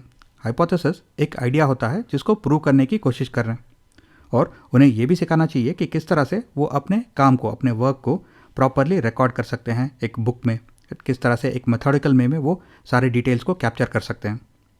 फिर हमें उन्हें ये भी सिखाना है कि किस तरह से वो चीज़ों को एनालाइज कर सकते हैं और एवेल्यूएट कर सकते हैं। और कई बार बच्चे खुद अपना ही स्ट्रैटेजीज बना लेते हैं कुछ काम करने के लिए, तो टीचर को इसे डिस्करेज नहीं करना है बल्कि इनकरेज करना है और उस बच्चे को एक्सप्लेन करवाना है कि ये स्ट्रैटेजी क्या है, किस तरह से वो यूज़ कर रहा है, ताकि उस स्ट्रैटेजी में अगर कोई प्रॉब्लम्स है, जैसे कि वो स्ट्रैटेजी एक सिचुएशन में काम करता है लेकिन दूसरे सिचुएशन में वो काम नहीं करता, तो वैसे सिनेरियोस में टीचर वैसे स्ट्रैटेजीज़ को करेक्ट कर सकते हैं। अगर वो स्ट्रैटेजी बहुत ही अच्छा है तो वो स्ट्रैटेजी दूसरे बच्चों को भी सिखाया जा सकता है। तो इस तरह से चिल्ड्रन जो है वो अलग अलग स्ट्रैटेजीज़ यूज़ करते हैं लर्निंग में। नेक्स्ट हम बात करेंगे learning as a social activity के बारे में, यानी कि लर्निंग का सोशल कॉन्टेक्स्ट क्या है। इस टॉपिक में हमने ऑलरेडी बहुत सारा बात कर लिया है इन आर प्रीवियस वीडियोस, क्योंकि हमने कई बार डिस्कस किया हुआ है कि लर्निंग एक सोशल एक्टिविटी है। जैसे कि हम जब वाइगॉट्स्की के कॉग्निटिव डेवलपमेंट थियरी को पढ़ रहे थे तो तब भी हमने डिस्कस किया था कि किस तरह से सोशल फैक्टर्स, कल्चरल फैक्टर्स और लिंग्विस्टिक फैक्टर्स इंपॉर्टेंट होते हैं कॉग्निटिव डेवलपमेंट में। तो हम एक दूसरे से सीखते हैं और एक दूसरे के साथ भी सीखते हैं। जब हम दूसरे से इंटरेक्ट कर रहे हैं तो उसके थ्रू भी हम कुछ सीखते हैं और हम एक दूसरे के एक्सपीरियंस और अंडरस्टैंडिंग के ऊपर बिल्ड कर सकते हैं। यानी कि अगर मैं आपको कुछ सिखाता हूँ तो आप मेरा नॉलेज और इन्फॉर्मेशन को लेके उसको इम्प्रूव करके आप एक और वर्जन बना सकते हो, और आपसे कोई और सीखेगा तो वो आपके नॉलेज और इन्फॉर्मेशन को लेके उसको फर्दर इम्प्रूव करेगा। तो इस तरह से हम एक दूसरे के नॉलेज और एक्सपीरियंसेस और अंडरस्टैंडिंग को इम्प्रूव कर सकते हैं, उसके ऊपर बिल्ड कर सकते हैं। नेक्स्ट, हम बिहेवियर्स और स्किल्स सीखते हैं बाय ऑब्जर्विंग अदर्स। इसके बारे में हमने डिस्कस किया था इन ऑब्जर्वेशनल लर्निंग। फिर हम कुछ कम्युनिटीज़ में पार्टिसिपेट करते हैं जिसके थ्रू हमारे आइडेंटिटी जो है वो इन्फ्लुएंस हो जाता है। जैसे कि मेरे आइडेंटिटी को मेरा फैमिली, मेरा जो फ्रेंड सर्कल है, मेरा कॉलेज, मेरा रिलीजन, ये सारे सोशल फैक्टर्स मेरे आइडेंटिटी को इन्फ्लुएंस करते हैं। तो अगर learning is a social activity तो हमें इसे इंकरेज करना चाहिए। तो किस तरह से हम सोशल लर्निंग को इंकरेज कर सकते हैं? तो पहले तो हमें अपने क्लास में जो ग्रुप है, जो बच्चों का ग्रुप है, उन्हें हेल्प करना चाहिए, सपोर्ट करना चाहिए टू क्रिएट मीनिंगफुल रिलेशनशिप्स। यानी कि बच्चों को सोशल स्किल्स सिखाना है। और आप देख सकते हैं स्कूल्स में कुछ ऐसे हाउसेस भी बनाते हैं जैसे कि red house, green house, yellow house, blue house. ये भी एक तरह से एक अपॉर्चुनिटी होता है बच्चों को एक दूसरे के साथ मिलने का, एक दूसरे के साथ इंटरेक्ट करने का, ताकि वो सोशल लर्निंग में पार्टिसिपेट कर सके। फिर हमें ज़्यादा से ज़्यादा कोलैबोरेटिव लर्निंग को इनकरेज करना है इन द क्लासरूम, राइट। ज़्यादा से ज़्यादा ग्रुप असाइनमेंट्स, प्रोजेक्ट्स हमें देना चाहिए बच्चों को। फिर we should explore and include the wisdom of the group. यानी कि जब हम ग्रुप डिस्कशन करते हैं या फिर ब्रेनस्टॉर्मिंग करते हैं तो हम देख सकते हैं किस तरह से उस ग्रुप का विजडम उस प्रॉब्लम को आसानी से सॉल्व कर रहा है। जैसे कि एक बच्चा एक आइडिया देता है कि किस तरह से एक प्रॉब्लम को सॉल्व किया जा सकता है, तो दूसरा बच्चा उस आइडिया को लेके उसे एक और लेवल तक उसे इम्प्रूव करता है, तीसरा बच्चा उस आइडिया को एक अलग नज़रिए से देखता है। तो इस तरह से वो ग्रुप का जो विजडम है वो कलेक्टिवली उस क्वेश्चन को आंसर कर रहा है या फिर उस प्रॉब्लम को सॉल्व कर रहा है। फिर हमें क्लासरूम में और क्लासरूम के बाहर भी बच्चों को स्पेस देना चाहिए, अपॉर्चुनिटी देना चाहिए, ताकि वो एक दूसरे से इंटरेक्ट कर सके और एक दूसरे से सीख सके। तो ये है learning as a social activity and the social context of learning. Next हम बात करेंगे the 7 principles of 21st century learning के बारे में, जिन्हें organisation for economic cooperation and development ने रिलीज़ किया हुआ था। अब ये प्रिंसिपल्स उतने इंपॉर्टेंट नहीं है, लेकिन अगर आप इन सारे प्रिंसिपल्स को देखते हो तो ये बहुत अच्छी तरह से टीचिंग एंड लर्निंग प्रोसेस को समराइज करते हैं, और इन्हीं प्रिंसिपल्स को दूसरे ऑर्गेनाइजेशंस ने भी यूज़ किया हुआ है। जैसे कि पहला वाला है लर्नर्स एट द सेंटर, यानी कि जो भी हम सिखाते हैं वो लर्नर सेंट्रिक होना चाहिए, स्टूडेंट सेंट्रिक होना चाहिए। और the social nature of learning, यानी लर्निंग एक सोशल एक्टिविटी है, तो इसे हमें रिकग्नाइज करना है और इनकरेज भी करना है। Next, emotions are integral to learning, यानी इमोशंस लर्निंग के लिए बहुत ही इंपॉर्टेंट होते हैं। अगर एक लर्नर इमोशनली रेडी नहीं है कुछ सीखने के लिए, अगर वो मोटिवेटेड नहीं है, तो आप कुछ भी सिखाने की कोशिश करो वो नहीं सीखेगा। नेक्स्ट, रिकग्नाइजिंग इंडिविजुअल डिफरेंसेस, यानी एवरी लर्नर इज़ डिफरेंट। हर एक बच्चा डिफरेंट होता है, तो हर एक बच्चे के अलग अलग लर्निंग रिक्वायरमेंट्स होते हैं, राइट। और स्ट्रेचिंग ऑल स्टूडेंट्स, यानी सारे स्टूडेंट्स को हमें चैलेंज करके रखना है और उन्हें एंकरेज करना है कि वो कल से अच्छा आज करे, आज से अच्छा कल करे, राइट। और हमें असेसमेंट फॉर लर्निंग का इस्तेमाल करना चाहिए in the classroom. Assessment of learning नहीं, असेसमेंट एज लर्निंग नहीं, बल्कि असेसमेंट फॉर लर्निंग। और बिल्डिंग हॉरिजॉन्टल कनेक्शंस, यानी अगर हम अलग अलग सब्जेक्ट सिखा रहे हैं या फिर अलग अलग कॉन्सेप्ट सिखा रहे हैं तो हमें ये इंश्योर करना चाहिए कि इन सारे कॉन्सेप्ट या फिर सारे सब्जेक्ट्स के बीच में जो कनेक्शन है वो भी हम बच्चों को सिखाएं। तो बिल्डिंग हॉरिजॉन्टल कनेक्शंस, तो ये है the 7 principles of 21st century learning. Next हम बात करेंगे यूनिवर्सल डिज़ाइन फॉर लर्निंग, यानी यूडीएल के बारे में। तो ये यूडीएल क्या है? यूडीएल एक फ्रेमवर्क होता है, यानी कुछ गाइडलाइंस या फिर बेस्ट प्रैक्टिसेस होते हैं जिन्हें हम यूज़ कर सकते हैं to develop lesson plans and assessments. अब यूडीएल में 3 मेन प्रिंसिपल्स होते हैं। पहला है एंगेजमेंट, दूसरा है रिप्रेजेंटेशन, तीसरा है एक्शन एंड एक्सप्रेशन। अगर ये सब कुछ थोड़ा कॉम्प्लिकेटेड लग रहा है तो जब आप सारे डिटेल्स को देखेंगे तो ये देखेंगे कि ये बहुत ही सिंपल कॉन्सेप्ट्स है और इन्हें हमने ऑलरेडी डिस्कस किया हुआ है पहले इस वीडियो में और दूसरे वीडियोस में भी। जैसे कि एंगेजमेंट में कहा जाता है कि हमें बच्चों को मोटिवेट करना है और उनके इंटरेस्ट को सस्टेन करना है, बनाए रखना है। अब बच्चों को हम मोटिवेट नहीं करेंगे और उनका इंटरेस्ट उस क्लास में से उठ गया तो हम कुछ भी सिखाए वो सीखेंगे नहीं। तो हम किस तरह से बच्चों को मोटिवेट कर सकते हैं और उनके इंटरेस्ट को सस्टेन कर सकते हैं? वेल, बच्चों को भी यानी लर्नर्स को भी डिसीजन मेकिंग प्रोसेस में इंक्लूड करना है, यानी कि यहाँ पे डेमोक्रेटिक टीचिंग स्ट्रैटेजीज हमें यूज़ करना होगा। नेक्स्ट, जो भी हम असाइनमेंट्स और एग्जाम्पल्स दे रहे हैं वो रिलेवेंट होने चाहिए, यानी वो मीनिंगफुल और कॉन्टेक्चुअल होने चाहिए। नेक्स्ट, लर्निंग एक फ़न एक्टिविटी होना चाहिए। अगर वो बहुत ही बोरिंग हो जाता है तो बच्चे का इंटरेस्ट जो है वो जल्दी उठ जाएगा। Next, allow learners to get up and move around. अब एक ट्रेडिशनल क्लासरूम में एक्सपेक्टेशन ये है कि बच्चे एक ही जगह बैठे रहेंगे सुबह से शाम तक, लेकिन अगर हम UDL फ्रेमवर्क यूज़ करते हैं तो जो असेसमेंट्स और लेसन प्लान्स है उनमें इस तरह के एक्टिविटीज़ को भी हमें इंक्लूड करना होगा ताकि बच्चों को बेंच से उठने का, थोड़ा चलने का एक अपॉर्चुनिटी भी मिलना चाहिए, एक दूसरे से इंटरैक्ट करने का अपॉर्चुनिटी मिलना चाहिए। तो ये हुआ एंगेजमेंट। नेक्स्ट है रिप्रेजेंटेशन। रिप्रेजेंटेशन में हमें जो भी इंफॉर्मेशन देना है क्लास में, जो भी लेसन डिलीवर करना है वो एक से ज़्यादा फॉर्मेट में होना चाहिए, यानी हमें ऑडियो और वीडियो दोनों टाइप्स के कंटेंट यूज़ करने होंगे और हमें हैंड्स ऑन लर्निंग भी यूज़ करना होगा इन द क्लासरूम, क्योंकि हैंड्स ऑन या फिर एक्सपीरियंशियल लर्निंग जो है वो सबसे अच्छा तरीका है सीखने का। Next, action and experience. यहाँ पे बोला जाता है कि जो भी हम मटेरियल यूज़ कर रहे हैं क्लासरूम में, राइट, उससे एक से ज़्यादा तरीके होने चाहिए इंटरैक्ट करने के लिए। हमने पहले इसी वीडियो में देखा कि किस तरह से अलग अलग तरह के लर्निंग स्टाइल्स होते हैं, विजुअल, टैक्टाइल, सेंसरी, राइट। तो इसका मतलब है कि जो बच्चे हैं क्लास में हर एक का एक अलग लर्निंग स्टाइल हो सकता है। तो जो भी मटेरियल हम यूज़ कर रहे हैं उसे इंटरैक्ट करने के लिए हमें अलग अलग तरह के स्टाइल्स को अकोमोडेट करना चाहिए। जैसे कि कुछ हम रिटर्न असाइनमेंट्स दे रहे हैं, कुछ ओरल रिपोर्ट्स दे रहे हैं, कुछ प्रेजेंटेशंस बनाने को बोल रहे हैं और बच्चों को कुछ ग्रुप प्रोजेक्ट्स भी दे रहे हैं ताकि वो एक दूसरे से इंटरैक्ट करके सोशल लर्निंग के थ्रू भी कुछ सीख सके। तो ये है यूनिवर्सल डिज़ाइन फॉर लर्निंग। चलिए अब हम कुछ क्वेश्चन सॉल्व करते हैं पुराने क्वेश्चन पेपर से। पहला क्वेश्चन है, multiple pedagogical techniques, assorted learning material, multiple assessment techniques and varying the complexity and nature of content are associated with which of the following। यानी कि अगर हम क्लास में अलग अलग तरह के पेडागोजिकल टेक्निक्स यूज़ कर रहे हैं, अलग अलग तरह के लर्निंग मटेरियल्स यूज़ कर रहे हैं, अलग अलग तरह के असेसमेंट टेक्निक्स यूज़ कर रहे हैं और जो कंटेंट है उसका भी कॉम्प्लेक्सिटी और नेचर को हम चेंज कर रहे हैं, तो ये इनमें से किस कॉन्सेप्ट से एसोसिएटेड है?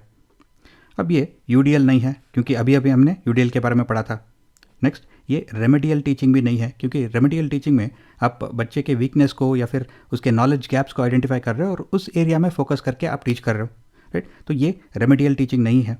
और ये रेसिप्रोकल टीचिंग भी नहीं है क्योंकि रेसिप्रोकल टीचिंग में एक लर्नर को अपॉर्चुनिटी मिलता है टीचर के रोल प्ले करने के लिए एक छोटे से ग्रुप में, तो ये रेसिप्रोकल टीचिंग भी नहीं है। ये डिफरेंशिएटेड इंस्ट्रक्शन का एक एग्जाम्पल है क्योंकि हम जानते हैं कि हर एक लर्नर अलग है, हर एक लर्नर डिफरेंट होता है और हर एक लर्नर का रिक्वायरमेंट्स अलग होते हैं।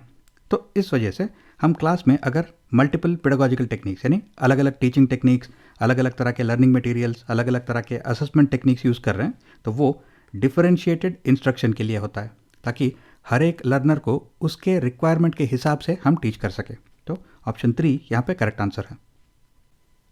नेक्स्ट क्वेश्चन है, विच of the following factors supports learning in the classroom? यानी कि इनमें से कौन सा फैक्टर जो है वो क्लासरूम में लर्निंग को सपोर्ट करता है? पहला है increasing the number of tests to motivate children to learn. अब टेस्ट जो है वो असेसमेंट ऑफ लर्निंग होते हैं और हमें असेसमेंट फॉर लर्निंग का ज़्यादा इस्तेमाल करना चाहिए। तो नंबर ऑफ टेस्ट को हम इंक्रीज़ करेंगे तो हम बेवजह बच्चों को डरा रहे हैं, उनको ज़्यादा टेंशन दे रहे हैं, तो ये बच्चों को डेफिनेटली मोटिवेट नहीं करता, तो ये करेक्ट आंसर नहीं हो सकता। Next, sticking to one particular method of instruction to maintain uniformity.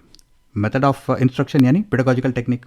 अब अगर हम एक ही तरह के पेडागोजिकल टेक्निक यूज़ करते हैं क्लासरूम में तो जो बच्चे उस टेक्निक से सीख नहीं पा रहे हैं, तो वो कभी भी कुछ नहीं सीखेंगे। क्लासरूम में हमेशा हमें मल्टीपल पेडागोजिकल टेक्निक्स यूज़ करने हैं, तो sticking to one particular method जो है ये गलत है। Next, increasing the time interval of periods from 40 minutes to 50 minutes. अगर हम टाइम इंक्रीज करते हैं 40 मिनट्स से 50 मिनट्स तो क्या होगा? अगर बच्चे बोर्ड है तो उनको 10 और मिनट मिलेंगे बोर होने के लिए। इससे लर्निंग तो सपोर्ट नहीं होगा। तो इसका मतलब है हमारे पास सिर्फ एक ही ऑप्शन बचा हुआ है, option 2, supporting the autonomy of the children by the teachers. अब ये स्टेटमेंट कह रहा है कि हम बच्चों के ऑटोनॉमी यानी उनके इंडिपेंडेंस को थोड़ा इंक्रीज कर रहे हैं और उसमें टीचर्स भी उनके सपोर्ट कर रहे हैं, यानी कि यहाँ पे डेमोक्रेटिक टीचिंग स्ट्रैटेजीज़ की बात हो रही है। और ये एक लर्नर सेंट्रिक टीचिंग स्ट्रैटेजी है क्योंकि चिल्ड्रन को भी एक अपॉर्चुनिटी मिल रहा है डिसीजन मेकिंग प्रोसेस में भाग लेने का। तो ऑप्शन 2 यहाँ पे करेक्ट आंसर है, जो कि क्लासरूम में लर्निंग को सपोर्ट करता है।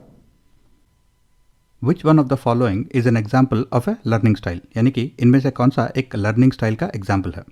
इस वीडियो में हमने अलग अलग तरह के लर्निंग स्टाइल के बारे में डिस्कस किया था।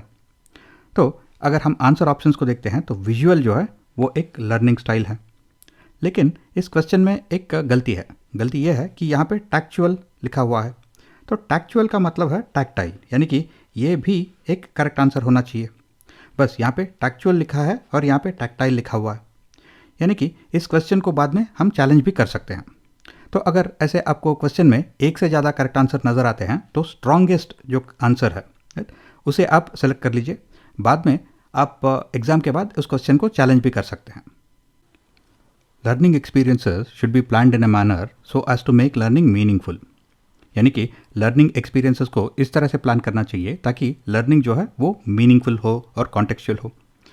विच of the given learning experiences does not facilitate meaningful learning for the children, यानी कि दिए गए 4 ऑप्शंस में से ऐसा कौन सा ऑप्शन है जो लर्निंग को मीनिंगफुल या फिर कॉन्टेक्चुअल बनाने में मदद नहीं करता। तो यहाँ पे आपको ये डज नॉट पे फोकस करना है। अगर आप क्वेश्चन को ठीक से नहीं पढ़ेंगे तो आप गलत आंसर सेलेक्ट कर लोगे।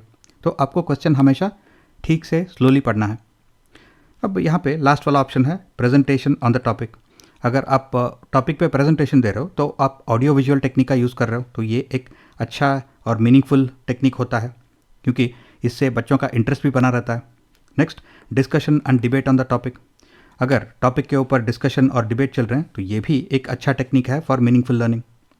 Next, formulating questions on the content, यानी अगर आप कंटेंट के ऊपर कुछ क्वेश्चंस बना रहे हो तो ये भी एक टेक्निक होता है फॉर इंश्योरिंग मीनिंगफुल लर्निंग। अब पहला वाला है repetition based on मियर recall of content. मियर recall का मतलब है कि इसे रट्टा मारना, यानी कि हमें कंटेंट समझ में नहीं आया है, हम सिर्फ इसे रिमेंबर कर रहे हैं और रिकॉल कर रहे हैं, तो इसे हम रोट लर्निंग भी बुलाते हैं। और rote learning is not recommended. तो इसका मतलब है repetition based on मियर recall of content जो है वो मीनिंगफुल लर्निंग को फैसिलिटेट नहीं करता है। तो करेक्ट आंसर ऑप्शन 1 है। A teacher can help the children to process a complex situation by doing which of the following, यानी बच्चे एक कॉम्प्लेक्स सिचुएशन से डील करने की कोशिश कर रहे हैं, जैसे कि एक डिफ़िकल्ट मैथमेटिक्स प्रॉब्लम हो सकता है, एक बहुत ही कॉम्प्लिकेटेड फिजिक्स का असाइनमेंट हो सकता है, या फिर एक बहुत ही पेचीदा प्रोजेक्ट हो सकता है। तो ऐसे कॉम्प्लिकेटेड सिचुएशन से डील करने में टीचर्स किस तरह से बच्चों की मदद कर सकते हैं to process a complex situation. अब पहला ऑप्शन है encouraging competition and offering a high reward to the child who completes the task first, यानी बच्चों के बीच में एक कंपटीशन करना कि जो भी इस टास्क को पहले कंप्लीट करेगा उसे कुछ रिवॉर्ड मिलेगा। अब यहाँ पे बच्चों के बीच में कंपटीशन हो रहा है, अननेसेसरली बच्चों को टेंशन हो रहा है, राइट। और जो बच्चा पहले टास्क कंप्लीट कर लेता है शायद वो अकेला बच्चा है जिसको ये सिचुएशन या फिर ये प्रॉब्लम एक्चुअली समझ में आया है, राइट। बाकी बच्चों को शायद प्रॉब्लम ही समझ में ना आया हो। तो ये कंप्लीटली गलत अप्रोच है। Next, not offering any help at all so that children learn to help on their own, यानी बच्चों की कोई भी मदद नहीं करना है ताकि बच्चे खुद अपना मदद करना सीखें। अब ये भी गलत अप्रोच है क्योंकि यहाँ पे बच्चे एक कॉम्प्लेक्स सिचुएशन में फंस गए हैं, उनको मालूम नहीं कि इसे किस तरह से प्रोसेस करते हैं, इसको किस तरह से अप्रोच करना है। तो अगर वो कम्प्लीटली कन्फ्यूज है तो एज ए टीचर आपको उनको गाइड करना है। भले ही आप उनको एक रेडीमेड आंसर नहीं दे रहे हो, बट फिर भी आपको उनको एटलीस्ट गाइड तो करना है। Next, giving a lecture on it. अब लेक्चर शायद सबसे बोरिंग तरीका आता है बच्चों को कुछ भी सिखाने का। तो अगर आप इस कॉम्प्लेक्स सिचुएशन के ऊपर एक लेक्चर दोगे तो बच्चे जल्दी बोर हो जाएंगे। तो उससे ये तो ज़रूरी नहीं कि बच्चों को एक्चुअली वो सिचुएशन किस तरह से डील करते हैं वो उनके समझ में आए, तो ये भी गलत अप्रोच है। लास्ट वाला है breaking the task into smaller parts and writing down instructions. ये दिए गए ऑप्शंस में से बेस्ट ऑप्शन और इस क्वेश्चन का आंसर भी है।